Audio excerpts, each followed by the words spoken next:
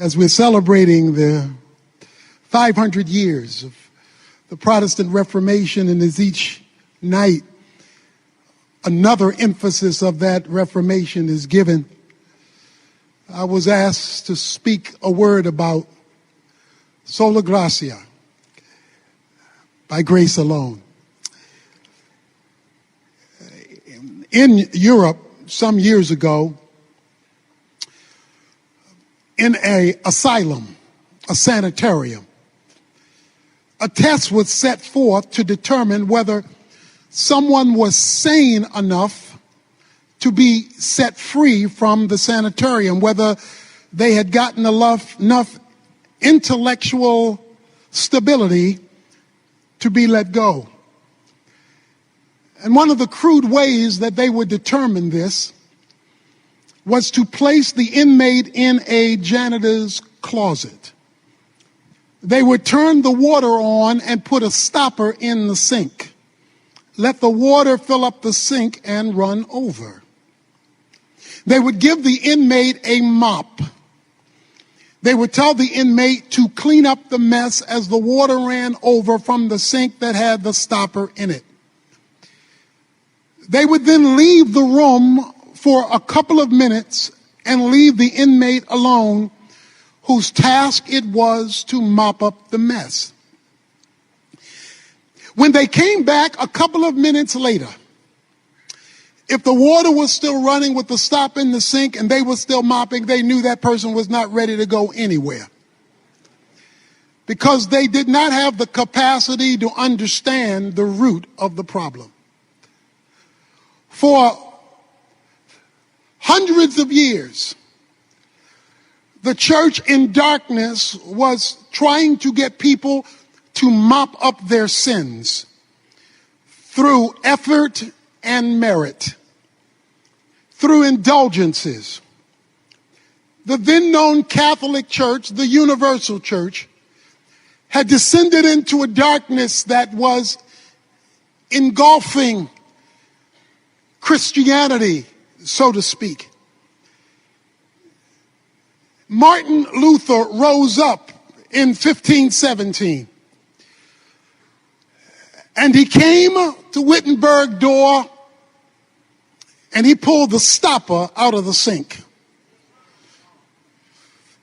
He told people, you don't have to keep slinging your mop. You don't have to keep self-effort to make yourself acceptable to God, because acceptance with God is by grace alone. And that one of the five solas led to the Protestant Reformation, of which we are beneficiaries. When a person is in a contest and they win, they get a trophy. When a person is being recognized for an achievement, they get a reward. And when a person goes to work every day, they get a wage. But when you get a wage and you haven't worked, when you get a trophy and you haven't played, when you get an award and you haven't achieved, that's called unmerited favor. And at the heart of grace is unmerited favor. Grace can be defined as the goodness of God to people who do not deserve it, could never earn it, and could never pay back for it. For it is the God of grace that offers his goodness to undeserving mankind. And it was the rediscovery of grace that led to this Reformation, so that people could understand the biblical way to salvation. Grace is all that God is free to do for us, independent of us. According to Romans 11:6, grace is apart from works, For if it is of works, Paul says, it cannot be any longer of grace. And so what was reignited in the Protestant Reformation was an understanding that salvation cannot be earned, bought, paid for, or merited. To appreciate grace and to understand it, we have to understand the backdrop of our need for it, which will lead to the implications of it. A man came to a doctor one day to get the results of his test. The doctor said, I have some bad news for you, and then I've got some really bad news for you. Which do you want first? He said, well, what's the bad news? The bad news is I've examined your test and you only have 24 hours to live. He said, well, that's the bad news? Yeah, that's the bad news. He said, then what's the really bad news? He said, I forgot to tell you yesterday. The need for grace comes up against some bad news and some really bad news. Paul says in Ephesians chapter 2 that you were dead in your trespasses and in your sins.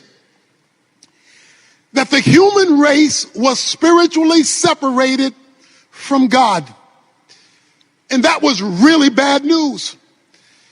He goes on to say in those opening verses that the world, the flesh, and the devil had teamed up to condemn the human race to a virus called sin for which it could not heal itself. That no amount of human effort, no matter how well-intentioned, could solve the problem of sin in the human race. The Bible declares that all have sinned and fallen short of the glory of God. And he calls that spiritual death. Now, granted, we do that at different levels of decomposition. In the coroner's report, some are really dead. Some are sophisticated and dead. Some are rich and dead. Some are poor and dead. Some are black and dead. Some are white and dead, but all are equally dead, separated from the life of God. You know, in days gone by, funerals were very crude. People would die, and then they would be put in wooden boxes. And after put in wooden boxes, they would be put in horse-drawn carriages. They would be taken to the cemetery. And then this wooden box would be laid in a grave, dug by hands and shovel with ropes wrapped around the top and wrapped around the bottom to lower them in. But when you die today, you die in style. There isn't a wooden box, there's a bronze casket.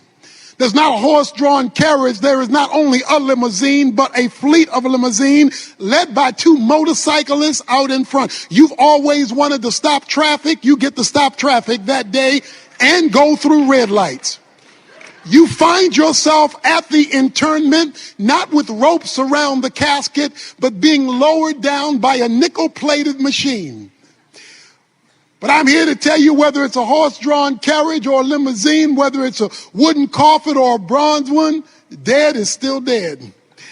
And so while people have different levels of decomposition and different atmospheres around their grave experience, the Bible has declared that all men are equally dead and separated from the life of God. But then Paul goes on in the chapter and introduces two words that can change any situation. But God. He introduces two words that can reverse any scenario. But God. He introduces two words that can open up graves and unhook caskets and dig out dirt and make dead things live again. He says, but God. And then he introduces us to how we got grace. And he throws together some theological terms that is easy to read, but equally easy to miss. Listen to what he says. He says, but God, being rich in mercy, because of his great love with which he loved us, even when we were dead in our transgressions, has made us alive together in Christ. He says that God had to have a discussion among his attributes, that he had to get together with himself, by himself, about himself. He says on one side there was the wrath of God, because he says in verse 3, we were children of wrath. Because God's perfection and his justice demands his wrath, because he cannot negotiate with sin, skip sin, flip sin, ignore sin. He must react to sin, because that's just the way he is. His just, perfect righteousness must react to that which is contrary to his nature. He cannot act like wrath is not part of his nature. But on the other side of his character, according to verse 4, was because of the great love with which he loved us and the mercy he wanted to extend to us. So on one side is justice and wrath, and on the other side is love and mercy. The biblical definition of love is the compassionate and responsible care for the well-being of somebody else. The biblical definition of mercy is not giving what a person deserves. So now we have a conflict of attributes. We've got wrath and justice, which must be mediated out. And we've got love and mercy, which is desired to be expressed. How can the desire to express love and mercy deal with the reality that justice and wrath must be executed? Therefore, God had to come up with a plan for his attributes to get along. He had to come up with a plan for justice and mercy to be okay, while simultaneously it being okay for love and mercy to be expressed. Since he could not look to his creation in order to resolve the problem, because the creation was the problem, he had to come up with an answer to address the conflict within the attributes, given the sinfulness of man combined with the desire of God expressing his love. And so he came up with a plan to resolve the problem in himself, by himself, for himself, to benefit mankind who could not help themselves because they were stuck in a graveyard. So when the four attributes got together and began to have a meeting, the God of the Bible came up with a plan, and that plan ignited another attribute called grace. When wrath and justice met love and mercy, creating a plan of redemption, expressing itself in the unmerited favor of God, God came up with a plan. That plan is no more greatly illustrated than when a young lady was driving down the highway and she was going 75 miles an hour in a 55 mile an hour speed zone. She was going 75 miles an hour many years ago in a southern town, and the policeman pulled her over.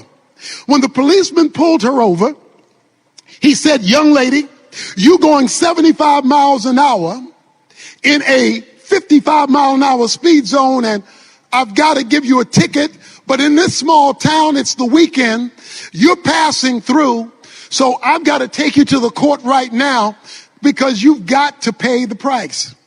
He took her to the courtroom, and when he took her to this single courtroom, the judge came in, and he said, "Young lady, you've been found guilty of going 75 miles an hour in a 55 mile an hour speed zone, so we're going to have to fine you $100.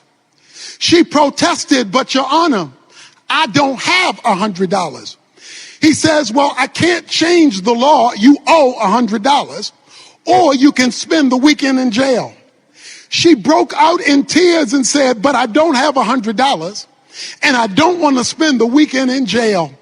Have mercy on me." As the judge looked down at her cry for mercy, he did something that astounded the bailiff and the policeman who brought her in. He pushed back his chair from behind the podium. He zipped down his robe. He left the bench.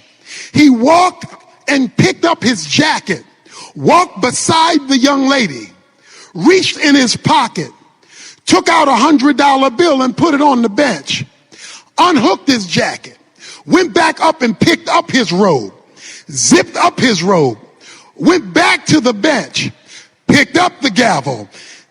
Young lady, you've been found guilty of going 75 miles an hour in a 55 mile an hour speed zone. The law says you must pay the penalty of $100 or spend the weekend in jail. Oh, but I see somebody else has paid the price.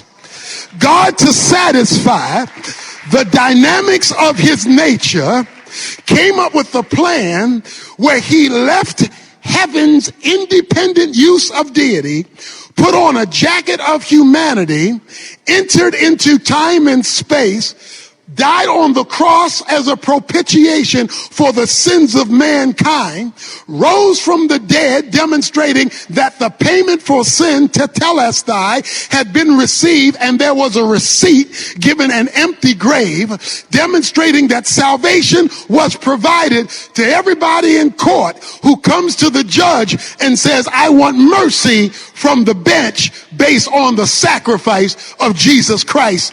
But God came up with a plan to provide in grace salvation for all. It reminds me of the two preachers who were going south, and they went to this small southern town. One was from the north, and he didn't know how the south worked. And he sat down and they ordered breakfast. The lady came, the waitress came out, and she had on the plate eggs, bacon, but then she had this white gooey stuff. He said, what's that white gooey stuff? He said, that's called grits. He said, well, wait a minute. I didn't ask for grits. And I'm not going to pay for grits. She said, I don't think you understand. You in the South, you don't have to ask for grits. You don't have to pay for grits. You just get grits. It's just the nature of what we do. The beautiful thing about God's grace is the Bible says it is made available to all men because he just gives it away and gives it away and offers it at no charge. In fact, if you offer to pay for it, your payment will be rejected, because once it's of grace, it can no longer be of works. And so he says, but God, being rich in mercy, was willing to make salvation available to all who come to Christ for it. Now, we're all here evangelicals. We all agree with salvation by grace. But when Paul wrote Ephesians 2, he was talking to people already saved. He was talking to people already on their way to heaven. Why is he talking to them about a grace that they had already received? Because Paul understood that what often happens in the life of believers is they start out with grace, but then revert back to law. They start out with God's unmerited favor, but then they revert back to meriting something that cannot be merited. The Bible is clear that not only are we saved by grace, but we are sanctified by grace. That it is the grace of God that changes us after the grace of God has redeemed us. Many of our grandparents used a washing board to wash their clothes. They would scrub their clothes, and they would give all the human effort they had to get things clean. They would be tired and worn out, and the body would ache, not because they didn't want to be clean, but because there was so much work to make themselves clean, and then it could only be so clean because it was tied to their own human effort. But then through technology, there came a washing machine. And a washing machine forever changed how grandmother and her grandchildren got things clean. We no longer use a scrubbing board because we have something that has built in it a cleansing mechanism without all the human effort to make it work. What would you say to a grandmother for whom you purchased at no charge to her a washing machine who still insisted on using a scrubbing board? You would tell her she doesn't understand what she has. That what I have given you is much better than what you can pull off on your own. Often what happens in the Christian church is we tell people, let's get saved by grace, but let's get changed by law.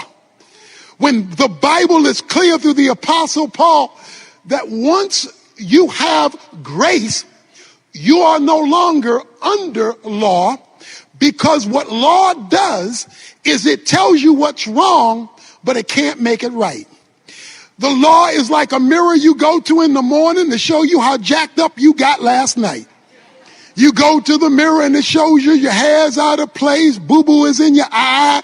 You go to the mirror and it lets you know that you a hot mess. But you don't then take the mirror off the wall and wash your face with it. You don't take the mirror off the wall and comb your hair with it, because you know the mirror is only designed to reveal it. It's not designed to fix it.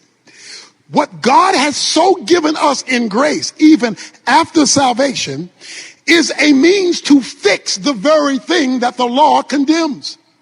But because we either do not understand grace, do not trust grace, or do not utilize grace, we do not experience the flow of grace. And Paul says in Galatians 5 verses 1 through 4, when you lose sight of what grace is, you fall from grace.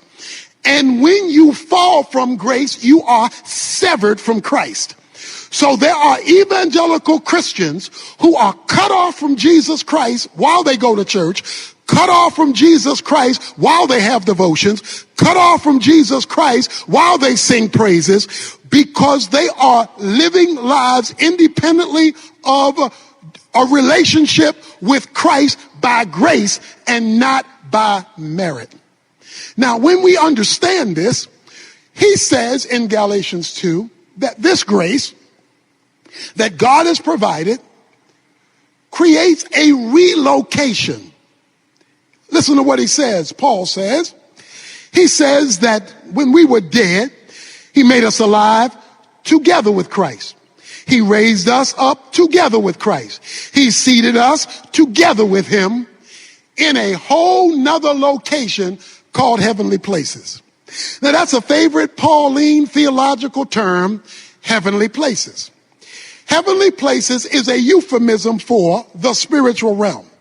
In chapter 1 verse 3, he says your blessings are in heavenly places. In chapter 1 verse 20, he says Jesus is seated in heavenly places. In chapter 2 verse 6, he says we are seated with him in heavenly places. In chapter 3 verse 10, he says the church operates with the angels in heavenly places. And in chapter 6 verse 12, he says the demons operate out of heavenly places, because heavenly places is where the action is. Let me put it another way. Everything visible and physical is preceded by something invisible and spiritual. Everything visible and physical is preceded by something invisible and spiritual. So if you want to fix the visible and physical, you've got to address the invisible and spiritual. If you do not address the invisible and spiritual, you will not be able to address the visible and physical, because the visible and physical, which is the result of the invisible and spiritual, emanates from a whole nother realm called heavenly places. The job of grace is to cause us to operate from a whole different atmosphere than the atmosphere we live in. We live down here, but we're to operate from the atmosphere up there if we are to partake of the grace up there that has been disseminated for our responsibilities down here. And it is only when we grab grace at that level. In fact, he goes on to say in verse 7, grace is so spectacular, this thing that the Protestant Reformation got going and that we're still having to learn about, it is so awesome that in the ages to come, that is quadrillion years from now, when I meet you at the corner of Gold Street and Silver Boulevard, he says, in the ages to come, God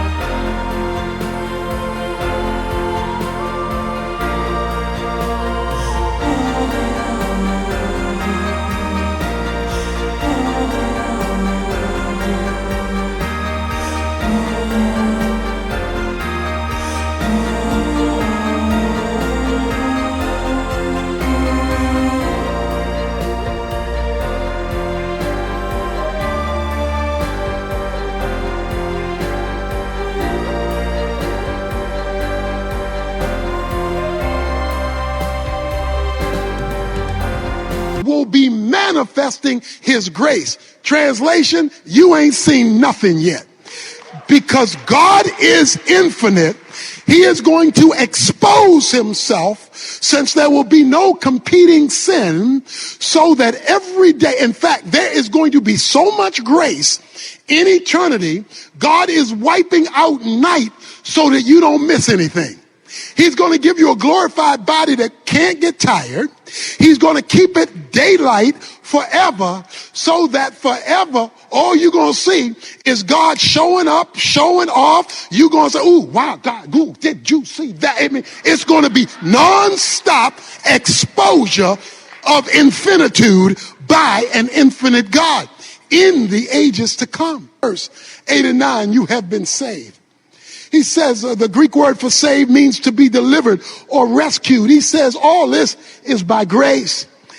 And it is by grace, and you are connected with him. You know, I've been the chaplain for the Cowboys, chaplain for the Mavericks. And when I do the Mavericks, they give me 4 tickets. They give me 4 tickets. I do the Maverick chapel. I tell some of the guys in church, I say, don't go on your own. You come with me. Because if you come with me, they charge you $15 a car to park. You don't have to pay to park because you're with me, and I get a free parking pass. So you come with me. That saves each one of you $15 from parking. When you come with me, we're not going through the general public entrance. We have a private entrance. And we have a private entrance because I can go through that entrance. But if you're with me, you go through that entrance too. Not because of who you are, but because of who I am. When we go downstairs, there's a 4-course meal. You don't have to go buy food like everybody else, because I eat for free, but you're with me. And since you're with me, you eat what I eat at no cost to you because you are with me. We then go in and we watch the game. When the game is over and everybody else is in a hurry to leave, we're not rushing because we're not going the same way they're going. We going up a private ramp, to a private elevator, out a private door, to a private parking lot, and we will be halfway home before most people have gotten to their cars, and that whole evening will occur because you're with me. So if you just hang with me, the rights and privileges of benefits that accrue to me, I can share with you, not because of who you are, but because of who I am. Jesus says, by grace, you're with me. And the rights and privileges of grace gets transferred to you, not because of who you are, but because of who I am. And if we would ever learn this thing of grace, that he says it is with him. So the point is, to experience more of grace, you must experience more of him. If you're in trouble with the law, you need more than a law book, you need a lawyer. If you're in trouble with a doctor, you need more. If you are unhealthy and need a doctor, you need more than a medical book, you need a doctor. If you are being attacked by criminals, you don't just need a penal code, you need a policeman. In other words, you need the visible manifestation of the book. Whatever is in that book, you need a living person to make that material in the book come alive to you. That is why Titus chapter 2 verse 11 is so critical. For the grace of God has appeared to all, bringing salvation to all men. And then it goes into, we look to Jesus Christ, because he is the dispenser of grace. That is why what Nick is talking about is so critical, because the more Jesus you have, the more grace you get. The less Jesus you have, the less grace you experience. So it is the relationship with a person that allows him to dispense the grace that he offers, which is his sufficiency for the life that he's called us to live. Grace is like Niagara Falls. It just keeps on rolling. Fish don't run out of water, animals don't run out of foliage, and we don't run out of oxygen because of the abundant supply. And since God has got enough grace for you, your life, your ministry, your program, and he doesn't run out of it, that relationship allows him to dispense not only what the Reformation called for, salvation by grace, but sanctification by grace, sustaining by grace, transformation by grace. It's all about the grace of God when we operate from heavenly places. Now that the introduction is over, he throws a zinger in here. He's been talking for 9 verses about grace. He's used grace 3 times in Ephesians chapter 2. You're saved by grace. You're sanctified by grace. By grace are you saved, not of works. It cannot be merited. It's what God does for us, independent of us. That's the only definition of grace there is. The moment you add merit, it is no longer of grace. Then wait a minute. Then if that's true, what about my responsibility to work? He knew you were going to ask that question. So he comes in verse 10 and he keeps grace alive. He says in verse 10, for we are his workmanship, created in Christ Jesus for good works, which God prepared beforehand so that we would walk in them. You don't work to get grace, because grace cannot be earned. Grace cannot be merited. There is nothing you can do to make God give you grace, for then you would merit it and no one should boast. But what you can do is respond to grace. Your work, my work, our ministry, your service, what you do should be a response to grace. It is not an effort to merit grace. It is our appreciation for the greatness of grace that has been freely given to us. And the more of that grace you experience because of the work that you do. Notice the phrase, we are his workmanship, because it's about him. And he created us, saved us for good works. In other words, as out of our salvation, there should be a response. And you don't even get to choose the work, because which he has created beforehand. So he was already ahead of you before you got the work that you were responsible to do, that we should do for him. It's all about him, because it's all about grace. You know, I almost drowned when I was about 12 years old. I almost drowned in a swimming pool, but a friend named Donald reached in and pulled me out just in the nick of time. I got so shook up by that experience, I went on to become a lifeguard. I became a good lifeguard 50 years ago and 50 pounds ago. I became an excellent lifeguard, and then I graduated to be a water safety instructor, because a water safety instructor trains lifeguards how to lifeguard. You see, when I got delivered from drowning, I developed a passion to deliver other folks folk from drowning. So having been delivered myself, I became a lifeguard and a water safety instructor so I could give to others the very deliverance that I had experienced myself.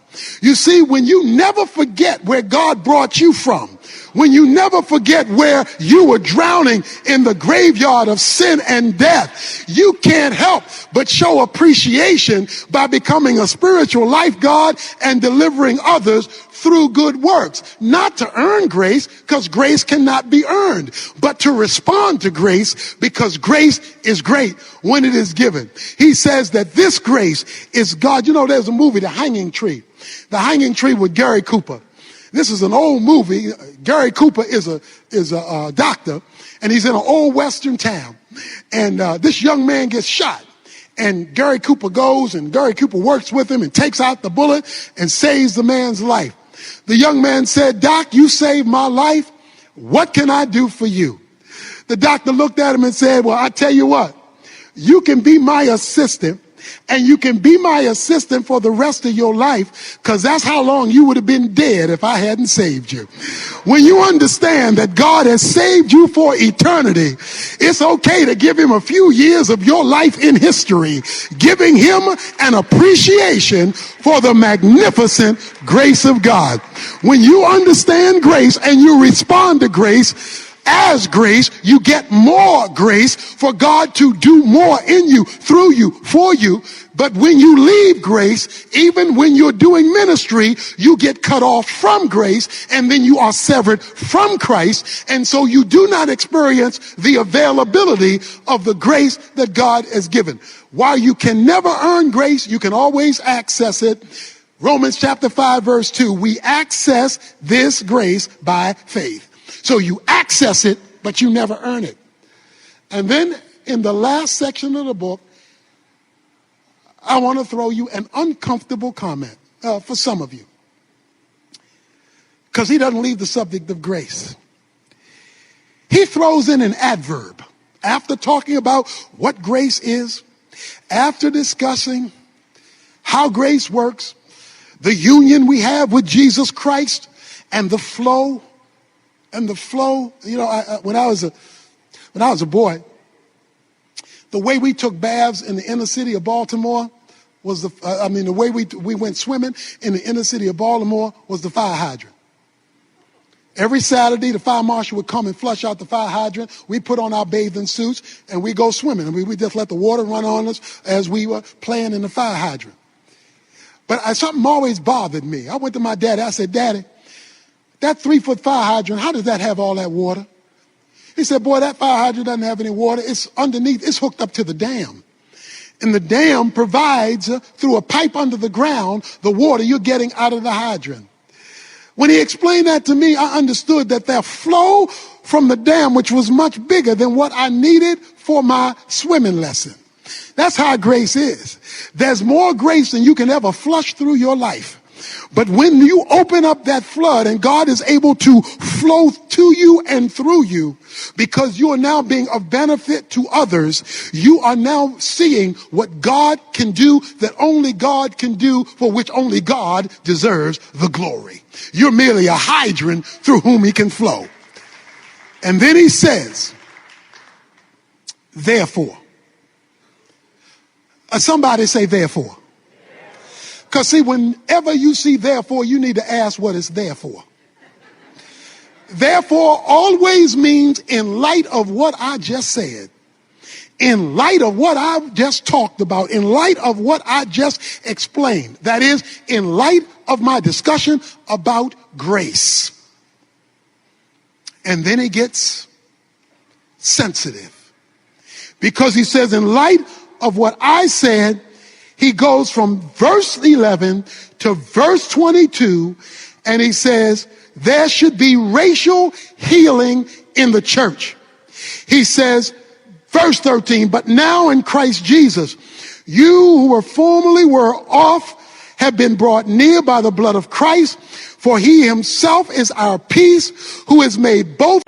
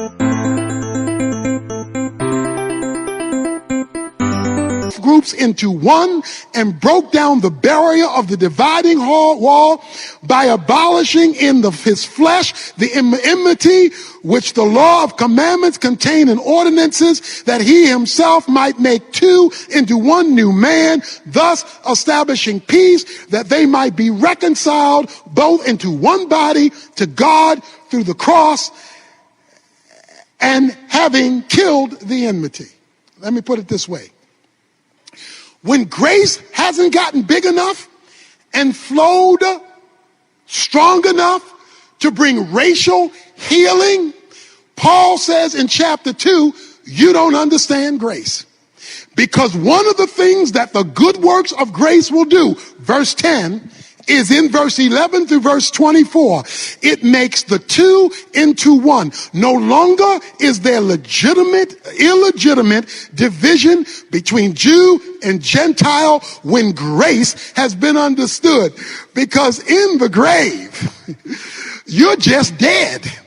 In the grave, it doesn't matter history, background, culture, color, class. In the grave, you are equally separated from God. In hell, you are equally separated from God. But he made us alive, an understanding of grace. So what this says is that the American church, in the divisions that we've had in history and in the divisions we still have today, don't understand grace. Because Paul says if you understood grace and you were doing good works, then you wouldn't have this division, because the cross brings peace. Whenever my wife makes me a sandwich, it will always be with mayonnaise. I don't eat mustard sandwiches. I am not a mustard guy. I am a mayonnaise guy. Now, mayonnaise has some ingredients that don't get along. Two ingredients in mayonnaise that don't get along is oil and water. Mayonnaise has oil and water. No matter how much you stir it together, push it together, force it together, oil and water are going to go back to their different end zones, because they understand their component parts are not meant to get along. But the reason I can eat mayonnaise is because of a process of emulsification. Emulsification is a process of taking two things that can't get along and bringing them together in harmony to create something new, special, and in my case with mayonnaise, tasty. So the reason why I can eat mayonnaise is because introduced to oil and water is egg. And what egg does is egg reaches out to oil, then egg reaches out to water, and I say, no, I know y'all don't like each other. I know y'all weren't raised together. I know y'all come from different backgrounds, but Evans wants some mayonnaise. So what I'm going to do is I'm going to reach over here and I'm going to reach over there, and even though you don't relate to each other, both of you relate to me. And if I can get you water to relate to me and you oil to relate to me, I'm going to intermix with both of you so that Tony Evans can have a mayonnaise sandwich when it's time to eat.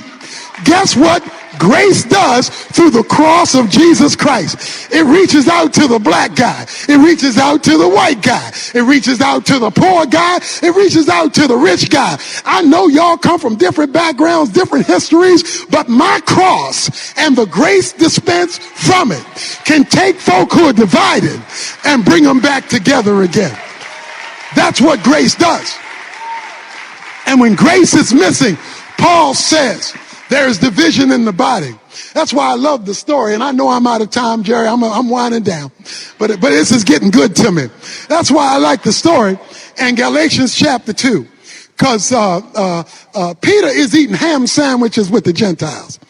Peter's in, because see, he got that thing on the roof in Acts chapter 10 where God told him, don't call unclean what I call clean. And now, he had heard about pork chops, chitlins, and pig feet, but he had never tasted it because that was an unclean animal.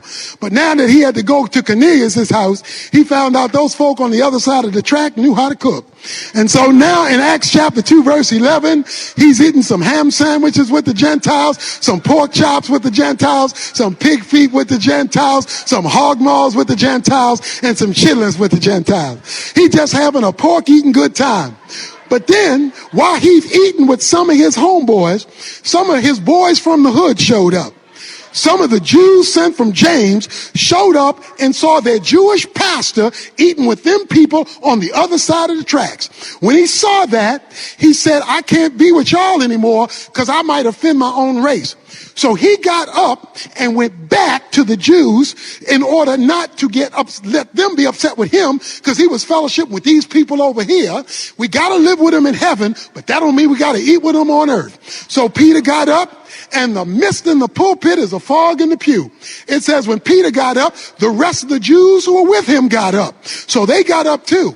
It goes one step further. It says even Barnabas was carried away by their hypocrisy. Not my boy Barney, anybody but Barney. Barney was born in Cyprus. Cyprus is a Gentile colony. So he was born in Gentiles, went to school with Gentiles, raised with Gentiles, played ball with Gentiles. But that's how bad racism, classism is. It'll make a good man bad. So Barnabas got up and he left too. And they would have gotten away with it except for one thing. Paul wanted some pig feet too. So Paul shows up and Paul says, when I saw what Peter did, I condemned Peter before them all, but guess why?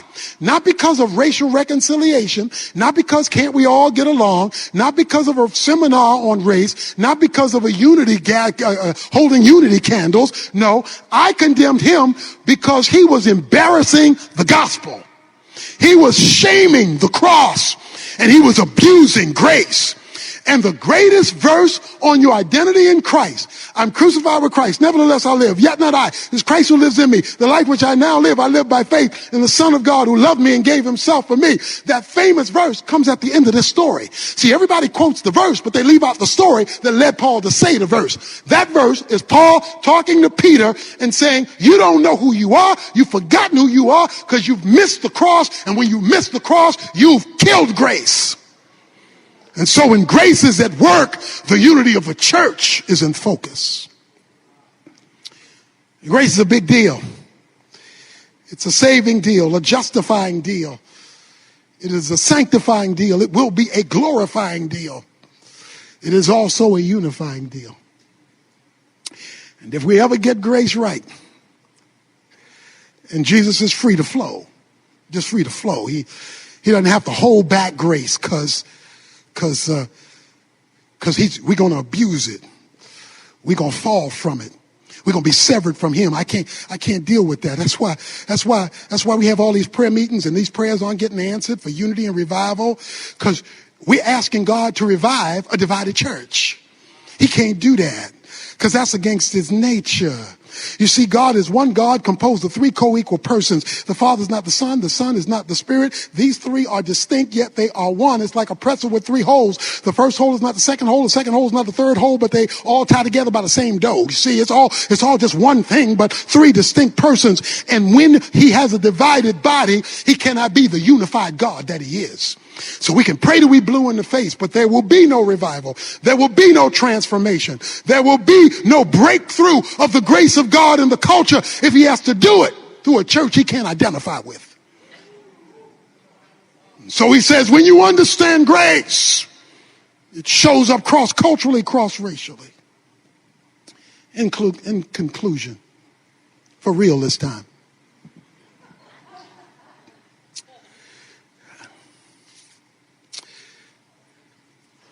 a lady had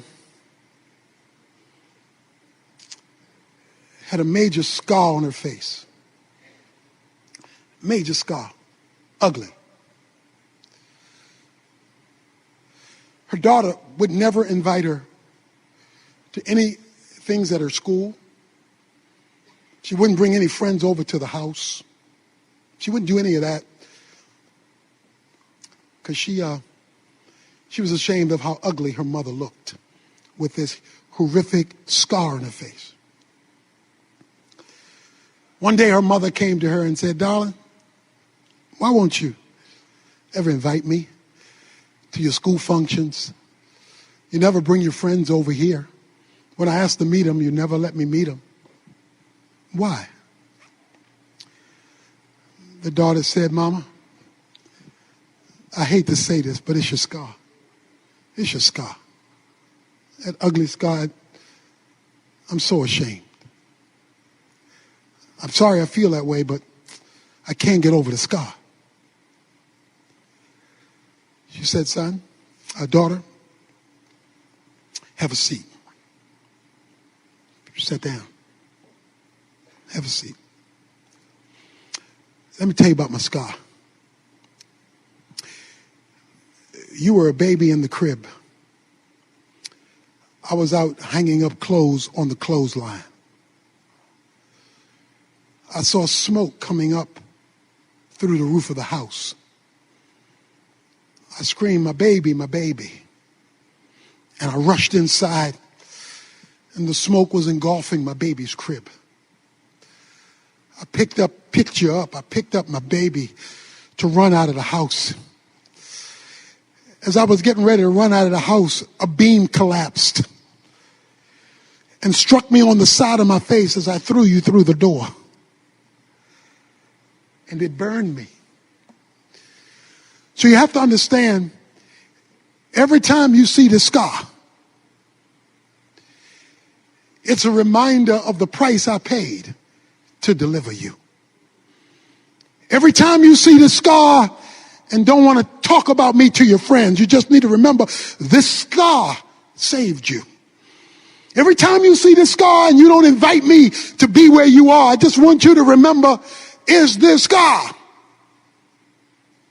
That's the reason why you can go to those events and have these benefits and have your friends. Just don't forget, when you see this scar, it's because I was delivering you.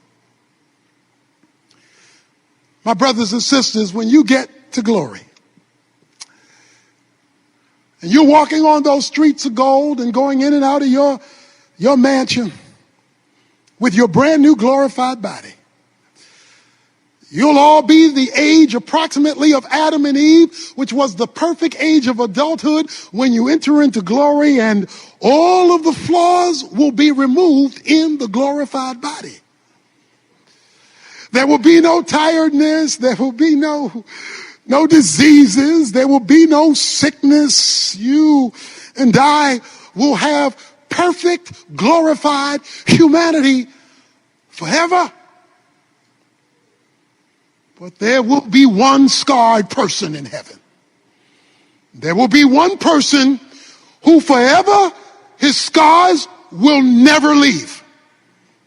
Whenever you run into him, you will see the nail prints in his hands and the nail prints in his feet and the scar in his side, because when he rose from the dead, he told Thomas, "You can touch the nail prints in my hands. You can touch the nail prints in my feet."